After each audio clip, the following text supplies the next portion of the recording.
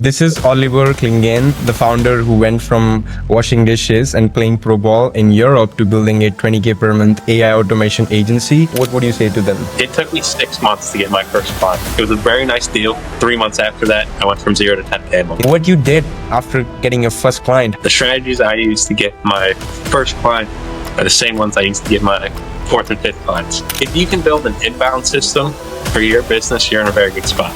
How much money email made you? Close to six figures, multiple six figures. A very good email infrastructure, like $100 a month. A lot of people think you need all these complex systems to make your business work, when in reality, it's actually super simple. It's just the leads, deals, cash, just get meetings. Two platforms I use for AI outreach. So get ready for a raw conversation with a founder who lives by one rule that I like the most. You don't need to feel ready, you just need to start. So Oliver, I can't express how grateful I am to have you here on the Prestige Founders Show. Thank you so much for coming. I'm curious, what made you to decide to come on this show and share your story with us today? Yeah, Yash, I appreciate you having me on. I've seen what you've been doing. You've been building a great podcast. Got a few other founders on, especially in the AI space. Thought I'd jump on, kind of share some insights about what I'm seeing work in the space as well. Awesome. Like your journey started in any entrepreneur story, from washing dishes at 16, at the age of 16. That's quite impressive that you started your journey at 16. Most people at 16 don't even have awareness of their life. Okay, they got something to do or not. So first of all, this is a major milestone that you got this realization. So, and then you played pro ball in Europe to now running this business at the age of 24.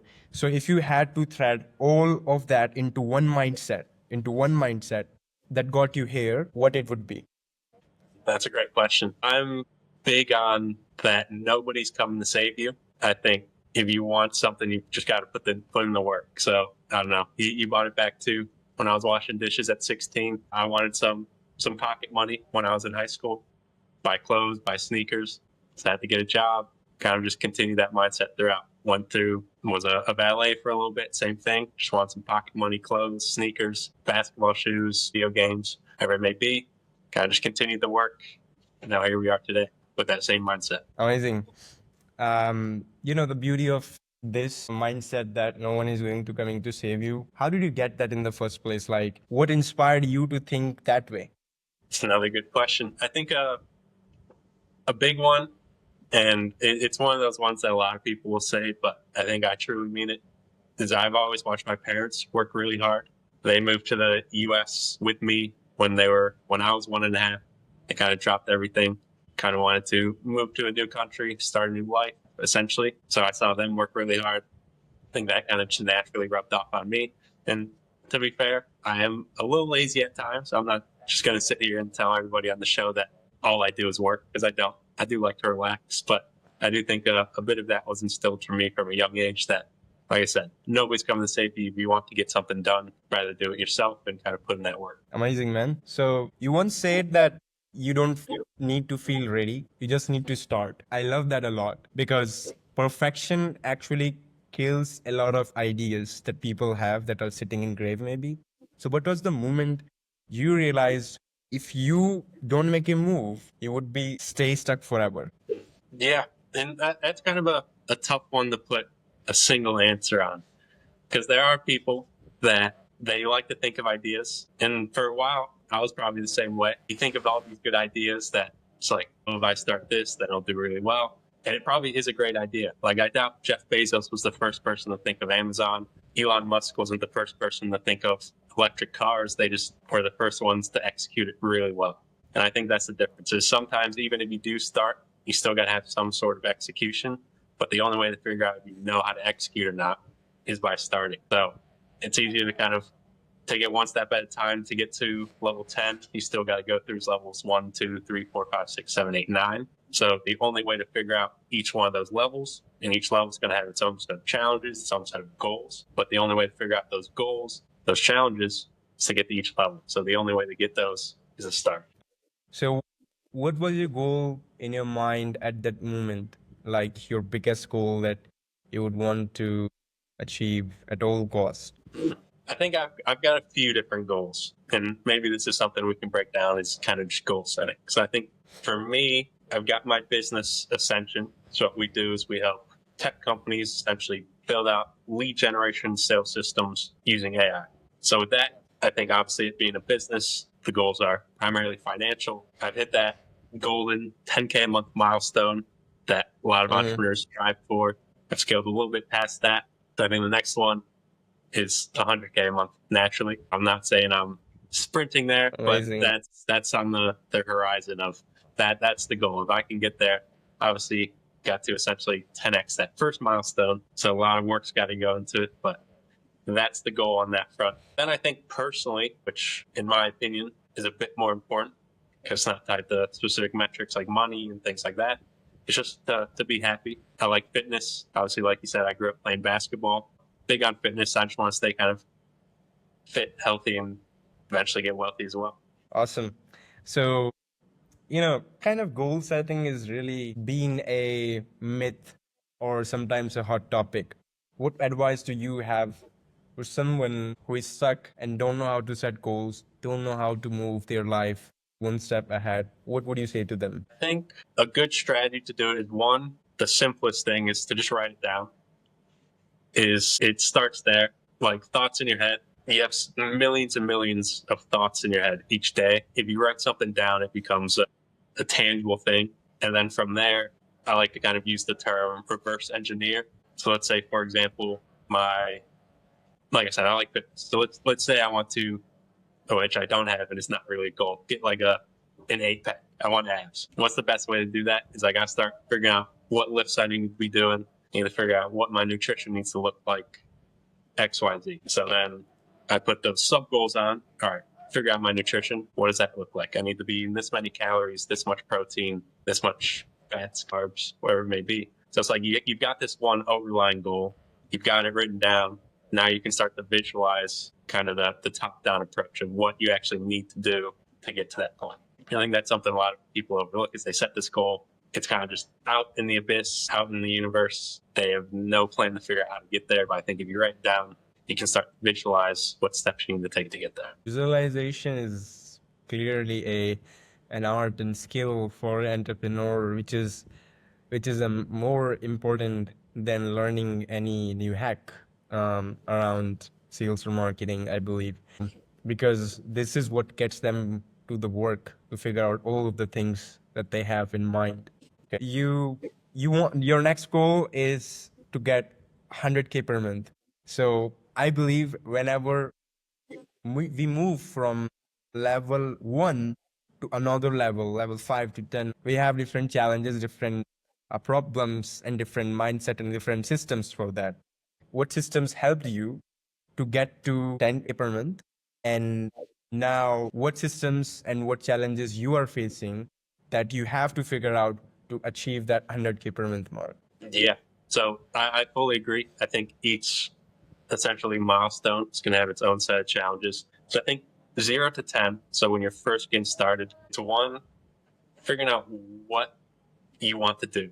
And a lot of that comes down to one, kind of reverse engineering. Like I said, you set your goals, say it's 10K a month. What skills do I have that I can roll out to get somebody to pay me? Whether it's $1, $100, $1,000. You just got to figure out what skills you have. And for a lot of people, it could truly be anything. You can learn new skills, you can watch YouTube videos, you can do all that, but it comes back to you just got to get started. Well, I see a lot of people on X, for example, that's how we connected. A lot of people want to be copywriters. You don't just start your life knowing how to write. You've got to kind of apply yourself. You've got to figure out copywriting, got to figure out social media content, all that stuff, compile it into an offer. Everybody kind of learns along the way. So I think 0 to 10K a month is figuring out what skill you want, how to monetize it, and then how to essentially get clients. So I think that's the 3 things that you need from 0 to 10K. And those are essentially simple, but not easy.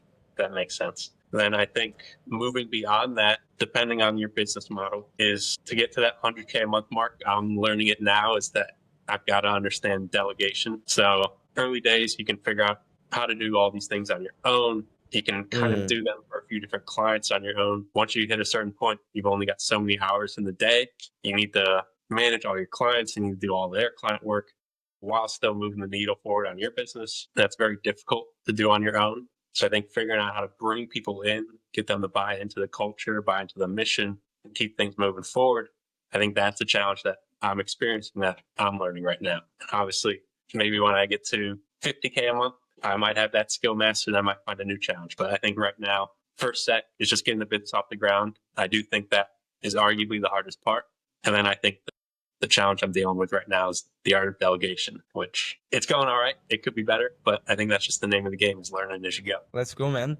So let's just quickly summarize it. Like, what got you to your first 10K per month? It's just figuring out the skill you have and compiling it into an offer that someone is willing to buy. And it's the main key thing. And after that, you just simply, get clients, build connections, and show them that you have this thing, that you can help them, and it will get you there. Beyond that, it's, also doubling down on what's working and removing what's not working for you. And right now, the challenge you are facing is delegation, the art of people and team management. It's probably the best skill to own for a founder, for a business owner, because money makes money. It's true. People makes money is a legendary truth that it's the most underestimated truth, that people figure out, okay, how can I make my money work for more money, which is cool. But once you figure that out, that how can you make people make money for you, or make value for you, make assets for you, then you are on a whole different level. And answer is simple. If you're building an empire, yes, you need tools, you need resources, but you need people who are experts in their domain, and then they can execute to their exact level and give you the results that are required to achieve the level that you want to go. So amazing. Like, this is the most. So what are you planning to, navigate this obstacle, navigate this challenge? Like, what's on your mind right now? Okay, this is how I am going to get through this. Yeah. And before I jump into that, I do want to emphasize one more point on that 0 to 10K a month mark. Okay. I think that's something I see on, like, we'll bring it back to X. That's where we connected, Twitter, for a lot of people.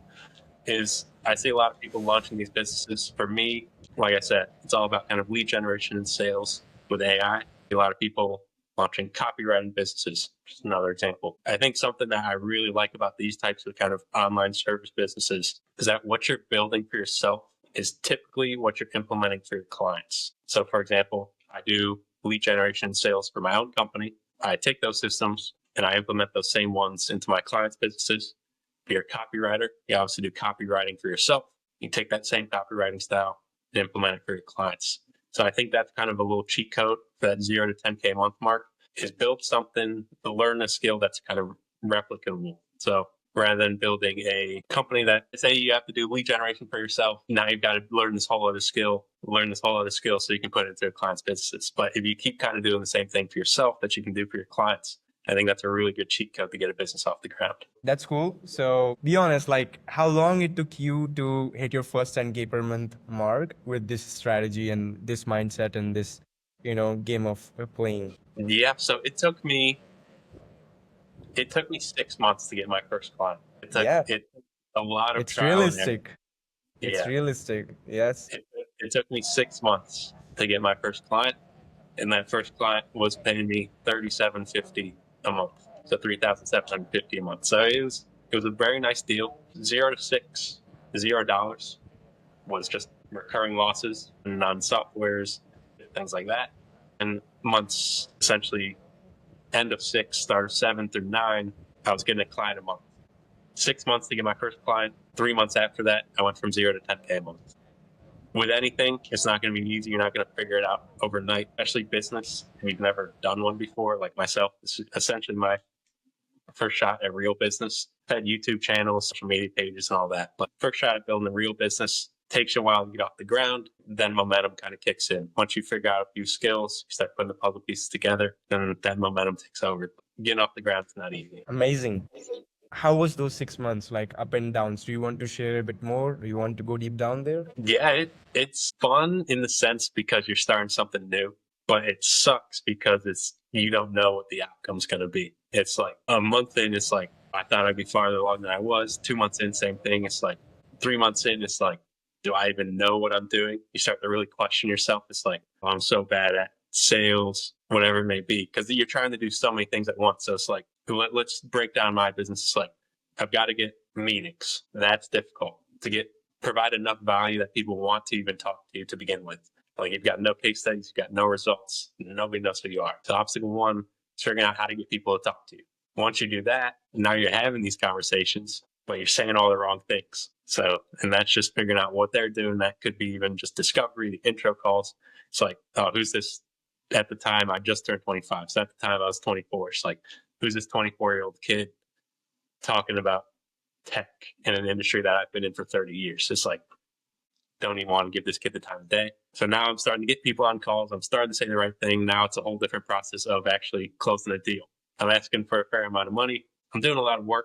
They're getting a ton of value out of the money they're spending, but that's a whole nother challenge on its own. Then even when you close the deals, you still got to deliver all these things that you said you're going to deliver on. So it's just like, to expect that to be all figured out on day one, it's tough. So that's why it takes you 6 months to figure out getting prospects on the call, figuring out what to say on the call, and then closing them. Maybe you spend 2 months each on that, and that took up my 6 months. Then after that, I get them across the line, and now I've got to figure out how to deliver. And then now we're on to that kind of scaling challenges like we discussed. Now I'm at that point where it's like, how do I figure out how to delegate? And then once I get past that, sure, a new challenge is going to pop up that I don't even know about yet. So first 6 months, it's not fun, but that's because you're learning a lot, and you got to acknowledge that's the thing that you're doing. It's a lot of inputs without a lot of outputs. On point. It's totally on point that for 6 months it's going to suck. Do not expect that you're going to very good at it, because you are not. And the reality that we need to face in the first 6 months is that when you are getting into something, either if you're not interested into it, or either you have a burning desire that's forcing you, even if you suck, so that you push through it, it's not going to work, I think. It's like that mindset: either something is pushing behind you, or you have that passion, you have that interest that it doesn't bother you even if you suck at beginning. No, I 100% agree with you. And sometimes that gap could be shortened up. I've known people that started similar businesses to me that went 0 to 10K a month in their first month. Maybe there was a bit of back end experience on that. They already knew a little bit about sales, so that shortened that gap. They already knew one of the kind of pillars that we need to get a business off the ground for. I'm not a big believer in luck, but people do get lucky, of course. You could just get some prospects on the call that have a burning desire for what you're trying to sell. You could just kind of essentially, the stars could align in that sense, could close some deals. Other people, it might take longer. The name of the game of business, and kind of steal it from Alex Hormozy, is just like, the amount of times you can get punched in the face is going to be the biggest determination of if you're going to be successful in business or not. And some people are still aware of the surging competition and growing a competition, because it's not much entry barrier these days because of online tools and coaches and these free resources. They are all around us, and there's so much noise as well as chaos, but also it's like less entry barrier. So what are your points on, for the people who are thinking about competition, or that clients will see them as a commodity? What do you think about that? Competition's tough. I think the space is obviously very competitive, but the whole world is competitive in its own sense. There's not a single thing out there that doesn't have a sense of competition. If you want to, like, I played basketball. There's so many people trying to play basketball. There's so many people that do regularly play basketball. And the barrier of entry to that is you get a ball and a hoop. Literally anybody can do it. Starting a business, yeah, there's a lot of people doing it, but there's a lot of people doing everything.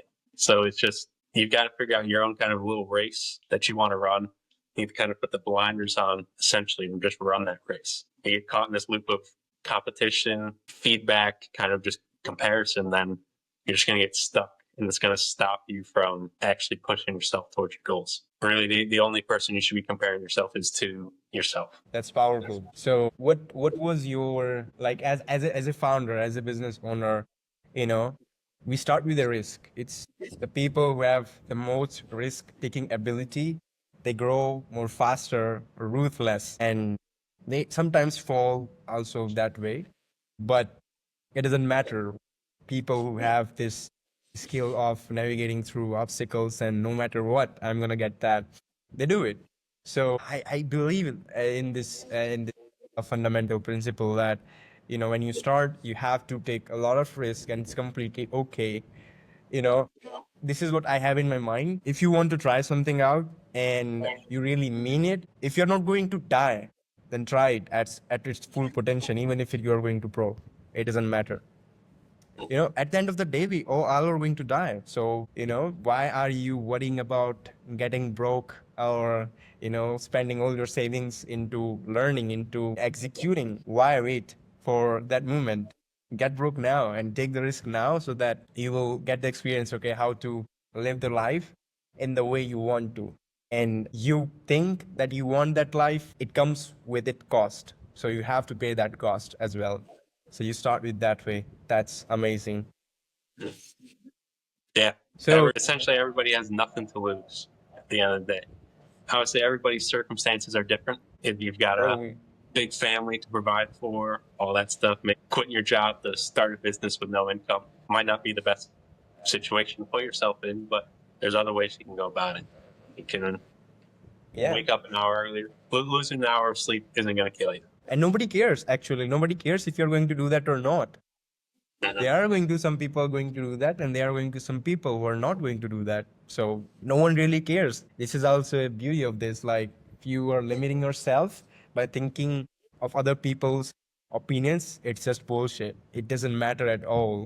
And you said, like, we have nothing to lose. Yes, we literally born naked, and we are going to go away naked. This is the hard truth of life. Mhm. Crazy. So let's talk about a process that every business owner, no matter the business model they have, no matter the type of business they're running, it doesn't matter at all, but they have to get through this. It's the decision making skill. So when you are faced with a big decision, how do you think through it? Like, what's your process of decision making? I'm going to ask a follow up question, then I'll take it. What sort of decisions are we talking about? Big decisions. Let's say we make decisions for hiring. We make decisions for spending our resources. We make decisions to onboard a client. Okay, is he going to fit?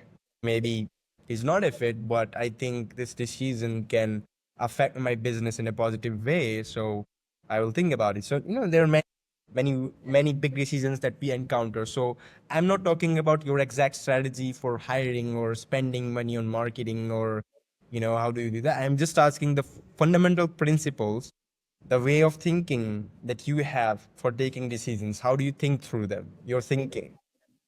Yeah. Great question. Great question.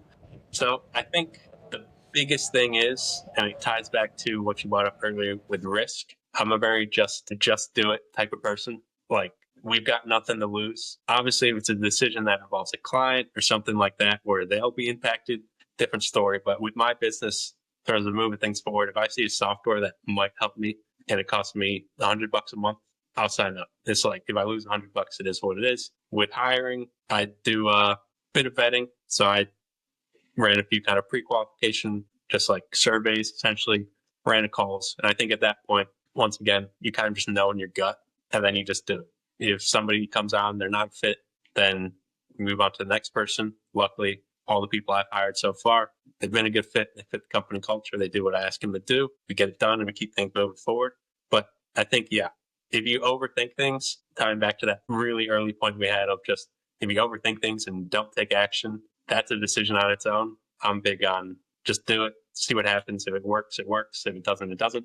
We keep things moving forward. The odds of a business burning down over one decision at this level, they're pretty slim. Awesome. It's very simple, and it's very action oriented. I love that a lot. So in life, in your business, what do you look up for? Look up to. Yes, who do you look up to? That's a good one. I think it is. I come from an athletic background, so I look up to a lot of athletes. I think just people that have always just worked really hard. I don't know, the classic, the LeBron, the Michael Jordans, just people that are at the top of their craft and have kind of that mindset of greatness. They've built stuff that are really good. They've obviously prolonged it for a long time. I think just reaching the top of the craft is kind of the goal of mine. And I think that's what they did. And that's obviously where I come from, background in basketball, and that mindset over in business as well. Amazing. I still wonder like what realization took you from not going more, continue more in basketball and starting your own business. But let's save that for another day.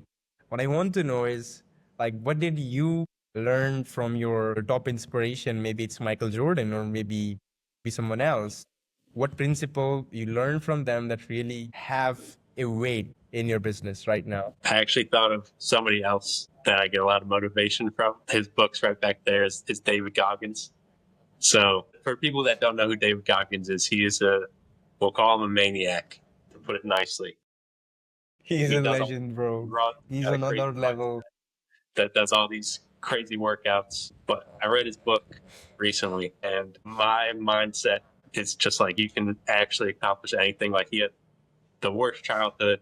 He essentially became obese, tried out for like armed forces, couldn't get in, shredded 100 pounds in like something insane, like 90 days. I think he might have even been less. Lost 100 pounds, made the Navy SEALs, all this crazy stuff. And then now he's running like ultra 100-mile races in the desert, like all this crazy stuff. And so I think just his mindset of just becoming like unbreakable, like he had the worst life and then he turned it around just because of his mindset. Like I said, this guy is a maniac. So, but in a good way. I think he's just super motivated because he truly shows that you can achieve anything you set your mind to. Damn, I was at 19 when I read his book. And when I was reading his story, I was literally in tears, like about his story, like what he was going through. And it didn't surprise me that he took those actions to get out of that situation. What surprised me is there are so many people who are still limited because of their mindset and stay and choose to be in that situation. I highly recommend reading this book. It's really a gold one. If people who are still wondering the limitations of world, if you can go from what you are to what you want to become, read. It's called "Can't Hurt Me" by David Goggins, and he's a beast, to be honest. Yeah. Yeah, no, he's awesome. And he's just, you see him nowadays on podcasts, clips, and stuff like that. He's also just a Yeah. good person. A lot of people with tough upbringings, it's easy to just be sour at the world, so to say, just like not a happy person. And he could have went down that route, but he turned it around. And now he uses it to motivate millions of other people. So I think that's kind of the path I'd like to eventually go down of just figure it out myself and then help others do the same. What do you think about this? Happiness comes from pain. I think it's a spectrum. I think if you're ever too happy, you're not in a good spot. I think if you're ever in too much pain, you're not in a good spot. I think it's just like anything. You need that balance. Too much of one thing, too much of anything is not a good thing. So you do need that balance. Not every day can be your best day ever. Not every day can be your worst day ever. I think if you can find that balance, then I think happiness will come. Do I think happiness comes from pain? Not necessarily, but do I think you need both to exist to actually be happy? Yes. It's totally fair, bro. What are you building towards now? Not in terms of a product or services, but in terms of impact or legacy. Like, what impact do you want to create now? Yeah, I think as I'm building my business, one thing I'm trying to do more is to essentially build in public, so to say. So I like going on Twitter, X, sharing my wins, sharing my losses, sharing my stories. Want to start building that brand across more than just Twitter. I've obviously got my professional side on LinkedIn, but more that behind the scenes look that I've got on X. I want to start doing that because I know when I was first getting started, like we've talked about that 0 to 10K a month, it's really hard. You have no idea what you're doing. You have no idea who to look up to. So I think if I can, as somebody that's not too far ahead of that, I think if I can just share some common current insights, that could help a lot of people. And that's kind of the goal I'm chasing. Yeah, I've been following you for a very long time, and we have been connected like for months. And whenever I see your profile and your content, it's very inspiring. It's very inspiring. I encourage people who are listening to this, go follow Oliver. We'll find links in description. And if you all looking for his help, you can reach out to him as well. He's very open and very kind. This is what I feel about him. And so one of your tweets I really love, that no one is coming to save you, which is you also said in the beginning. show up, work, repeat. That feels like it comes from a deeper place. So, what is that deeper place? When did you realize, okay, oh my God, no one is going to save me? Is I have to just do this. So, what was that story? What was that little story of yours that might be painful to recall? Yeah, I think it just comes from a place of doing. So every day I show up, whether I want to do the work or not. Like my dream day does not involve writing a new email campaign. I promise you it does not. So having to show up and make sure everything's in place. Maybe I don't want to write a LinkedIn post, for example, which once again, not something I typically enjoy doing. So it's just like doing all these little things as you're building a business that you just have to do. It's just part of the inputs. Eventually, as I scale, maybe I'll be able to delegate those things. But early days, you've essentially just got to show up, work, repeat. It is what it is. Nobody's really come to save you. If I could just hire a full team to manage all this right out the gate, I might. Maybe at some point I will. But for now, just got to keep showing up, keep putting in the work. Awesome. So let's talk about systems now. So we are getting deeper into the podcast. Let's give some actionable value. So break down any three-part system that you used in your marketing or your client acquisition to after you got your first client. Getting the first clients, we all know it. You have shared it already. So what you did after getting your first client, how did you scale from there? What is your system of, increasing your client base with your marketing and sales? What was that strategy looks like?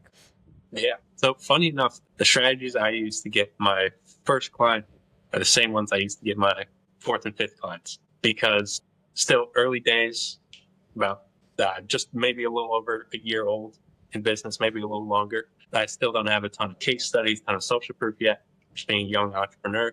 So a lot of what I do, I focus on outbound email because people don't know who I am, so they're not just going to come to me. So I set up a lot of outbound email systems. The goal is to just provide as much value as possible out the gate without expecting anything in return. So provide a ton of value, whether that should be resources, articles that they can use with or without me. Invite them onto a quick call, do a little intro. We see a little fit for a conversation, then we set up another call. But the biggest thing is people don't know who you are, so you've got to go to them. And in order to do that, and in order to be worthwhile talking to, you've got to provide a ton of value. And there's a ton of different ways you can do this. Like I said, just providing resources, articles, ask them who they want an introduction to, if it's within your network, things like that. There's a ton of different ways you can do. You just got to make sure you're providing value because, like I said, and I can't harp on it enough, people do not know who you are when you're first starting. They do not care who you are. So you've got to show yourself as someone that's valuable.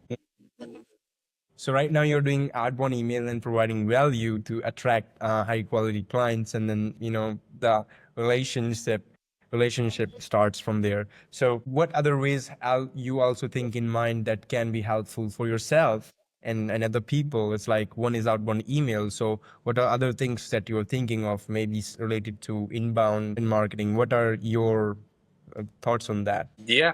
So I do LinkedIn. I do outbound on LinkedIn, send some messages, send connection requests. I post on there pretty regularly, kind of infographics, blog posts. I record interviews similar to this one that I post on there for short form content with other CEOs. Obviously, I run Twitter a little bit off the side. Like I said, that's more behind the scenes content. So there's a few different ways. I think a lot of the biggest thing is if you are posting online, try to put your face in it. So people, when they do look you up, when you outreach them, that they do know you're a real person, that you're genuine, they can see you talking to other people. That's really useful, especially if it's somebody they might know or might have a mutual connection to. That's always really good. So yeah, I think one, get in front of people that don't know who you are, and then when they look you up, have your face there so they can actually see who you are as well. Okay, amazing. So what do you think about inbound marketing? Yeah, I think if you can build an inbound system for your business, you're in a very good spot. Outbound it's known across B2B, especially business to business, that it's just harder because people don't know who you are, even if you have a huge presence. People don't know who you are, what you offer, and most importantly, why that offer would help them. So they're always going to be a little hesitant. But with inbound, that means they're coming to you. They know their problem. They know what you offer. So if you can build an inbound system with content, ads, working on a bunch of referral based stuff, then you're in a very good spot to scale your business. But I do think 0 to 10K a month building an inbound system without paying for it, essentially, ads, stuff like that, it's a little bit difficult. I think it's a little bit tricky unless you're a unicorn that comes in with a sweet personal brand, don't have a business, just have a lot of followers, stuff like that. I think your best bet is to kind of try to do both simultaneously. Early days, expect that outbound system to be your main go-to. At least it was for me. Everybody's a little unique, but I think that's a kind of a common theme. Yeah, I agree with that. I mean, this is how it should be, and people should take it more seriously. I think they should take it more seriously because it's a leverage. This is something that will work for them in near future, and they're not realizing it. That's the hard truth. What is the one boring system that you run that print results? One system that is boring but prints your results. Maybe in your client in service delivery or maybe in client acquisition. What is that boring system? I think email is the biggest one. Email is it's boring, it's old, it's a lot of people get a lot of emails. So to get an email that gets read that turns into a meeting, I think it's old and boring, but it's effective. A lot of people they're like, oh, I want to build my brand on TikTok, want to all these followers on LinkedIn, Instagram. It if you can get into somebody's inbox and provide value, I think you're in a very good spot. So email, it's boring, it's not flashy social media content, but it works. It's effective. How much money email made you? Close to six figures, I'd say, from deals. Awesome. And if we talk about all over the time period, Multiple six figures. oh my God, awesome. And how much you had invested in that? So you can usually run a very good email infrastructure for on the low end. You could probably do it for like $100 a month, I would say, for outbound. For if you want to get like efficient, once you get some clients in the door, I'd probably spend about $700 a month on it. You know, $100 a month is a really good ROI if you're getting six figures in 1 year. That's cool. Yeah. Okay. Well, like I said, So it was 0 to 6 months. Took me quite some time, and then things really took off after that. that's great. I mean, it was just a part of the process to figure out what works and what not. It's totally fair. Yeah, talk to me like I'm a new business owner in your field or like in any field. What's the simplest AI powered move I can make right now? I'm asking you as you are building your expertise into as a AI business consultant. So what is one AI powered move that I can take right away? Yeah, I think biggest one, especially early days, it's going to be how you generate leads, how you generate conversations. So there's two platforms I use for AI outreach. So there's a platform called, it's very popular, but if you're not in the space, it's a good one. Instantly AI. So that's what I use to power my outbound emails. Very good. Then if you want to do LinkedIn on top of that, there's a tool called Prosp AI. Both of them very automated, very AI heavy in terms of script writing, lead collection, things like that. So I think those are the two. Then on the sales side, once you get the meetings, I like to use a platform called either Fireflies AI or Fathom.ai. So that what that does is it'll record the meetings for you. It'll give you sales feedback. So it essentially critiques your sales. With those two platforms, you get the notes from the meeting, can figure out what went well, what did not go so well, where to improve for next time. So outreach, instantly in Prosp, sales feedback, Fathom, or Fireflies AI. That's awesome. What's one tool or one solution that you wish it would be available in the market and it is not available yet? That's a good one. It's one of those situations where it's you don't know what you don't know. So if I knew what the tool is, I might build it myself. But I think one that I think would be really good is something that kind of ties it all together. And I know there's a few out there, but I haven't had the opportunity to use them yet. So if you could combine and instantly a Prosp in one of those note taker apps in the one platform, so everything's kind of combined in one place. So I'm doing all of my outreach, know exactly what's happening to the prospects. And every call I have with the prospects, I know what I could have done better for the next one. I think that'd be a really cool tool. Yeah, it's like an idea of a cold CRM, which take your prospects from cold to sold and after sold to upsells, reviewing your sales. That's amazing idea. If someone is watching, go build that tool. And I don't think it's not doable. It's not achievable to build that tool. It's quite easy with using these tools are available to build a new tool. So you just dropped a golden nugget, a demand that people like you will be looking for. Yeah. If you build it, buy it. We are talking about systems, and I believe most new upcoming entrepreneurs become addicted to complexity of systems. And when we say simplicity prints money, what are your thoughts on that? Why do people should not stress over complexity? What it's going to cost them in the long run? Yeah, I think this is something that I actually get stuck in every once in a while because I try to overcomplicate things without even realizing it. I think what I try to come back to every single day, I try to write down like my tasks in the morning. I write down my tasks at the end of the day. I kind of review them. I think the biggest thing is I got to ask myself for every single task, does this move the business forward? If not, it's something I should be doing. So like the three biggest needle movers are going to be the amount of leads coming in, which ties to more outreach. The amount of sales calls I take pretty much ties to more outreach. And then how many deals I'm closing, which a few different factors can go into that. But I think those are the three biggest things is leads and closed deals. So if I'm spending too much time writing LinkedIn posts and I'm not getting any leads from LinkedIn, then that's something I should be doing less of, and I should be spending more time sourcing leads, writing campaigns, things like that. The more full the funnel, the better.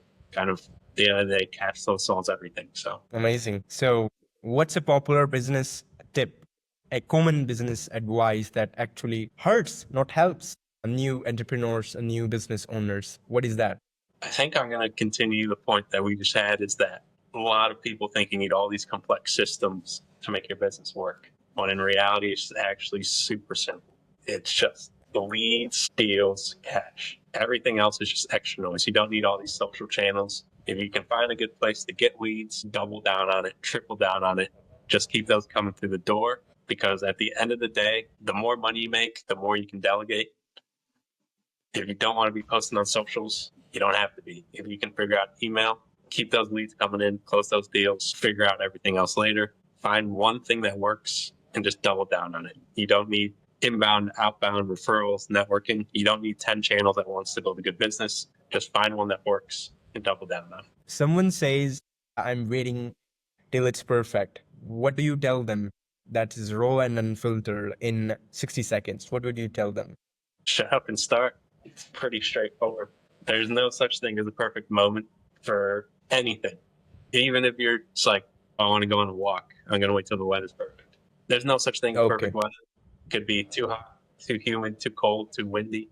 You just kind of got to get out and start walking, and then you'll figure it out.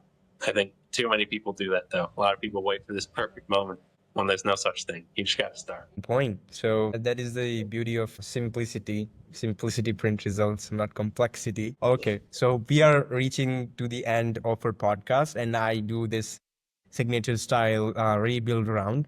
So here's this. If everything vanished tomorrow, you have no brand, you have no clients, you have no systems, you go broke again. What's your step-by-step rebuild plan in the next 3 months? Now you don't have 6 months, you just have to do in 3 months, otherwise life is going to end in a very bad situation. I think just hit the ground running. I think, like I said, it took me 0 to 6 months. There was no cash flow, but I was learning a lot in that time. So you've got to put those inputs in early so you learn the skills to understand what works and what doesn't. So now that if I had to restart 0 to 3 months, I've already got the skills I need. Now I just need to put in the work. So first steps I'll take, obviously, launch the business, have a little logo. Don't spend too much time on that. Your website doesn't matter if nobody knows who you are. They're not looking up who you are, what you do. Don't spend too much time on your website. Just get meetings. So LinkedIn outreach, cold calls, emails, start posting a little bit of content. Once again, don't spend too much time there. People don't know who you are. Just get the meetings, show that you can bring value to their company, and that's all you got to do. If you can bring value, they'll give you some cash, and you're off the ground. You're running. So yeah, biggest thing is just get meetings, get people on the phone. Yeah, and it's impressive. It's very simple just to do that. People just need to execute on it. So yeah, we're going to close with the quote that I keep coming back to is you are not behind, you are just not moving yet. And that's a punchline for every overthinker out there. I think I read this tweet on your profile. So what do you hope people feel when they hear that? That everybody has to start the race at some point. Like, you're not going to start in first place. You're not going to start in last place. If you just keep running your own race, doesn't matter where you are in that pile. You just got to keep running, get started. Comparison is going to be the thief of joy, especially in business. If I compared myself to Elon Musk every day, I would just drive myself insane. We're not even in the same arena. It's not even close, but a lot of people do that. They compare their step 1 to somebody else's step 10, and it just really puts them in a bad spot mentally, which is going to lead to a whole bunch of other issues. I think you've just got to run your own race and know that everybody had to start from somewhere and take it from there. Okay, and we are on this end. So before we end this, let's say if one of your ideal clients are watching this podcast, and they will be, so what is your elevator pitch? What value that you bring for them specifically, and what kind of people should reach out to you after this podcast? First, you tell what you can bring to the table, and then, what steps that they can also take themselves to, a little bit get the hope that they can fix this. Yeah, no, super glad to. I think the biggest thing is, like, Yash, we connected on X. The thing on that side, we'll definitely continue sharing a ton of free value. I'm doing a giveaway soon, teaches people how to launch a business driven by AI. So like I said, I dropped a ton of tools on here. Do the same thing over there, but we tie it more into what people are interested in. So if you want to be a content creator, I've got a big old PDF with a bunch of content creation tools that you can start to use. So follow me on X, Instagram, Oliver_Clingain. Send me a DM. You can DM me, Prestige Founder Show. I'll tell you what steps you need to take to get a business off the ground with AI. Super hot right now. I think now's the time to do it. Like we've talked about all podcasts, don't wait for the perfect moment. Shoot me a DM. We'll get you sorted. And if you're a tech founder, connect with me on LinkedIn. That's also Oliver Clingain. 2 different audiences, 2 different messages. I think regardless of who's listening, I think there's going to be some way you can help you. If you got a ton of value out of this podcast, I think we can continue that conversation over there. Amazing. And if you're watching this, I believe it costs nothing. Reach out to him and ask for help. This world is running from people, and this is how we live. We ask for help from the people we think that they can help us, and then they help us, and we also help some others, people who are in need of help. And I want to say this is not the last time that you're going to come on the show. You're also going to come up on this show again and again with amazing value. We'll figure out a way to come up with amazing value for our listeners, for our ideal audience and ideal clients.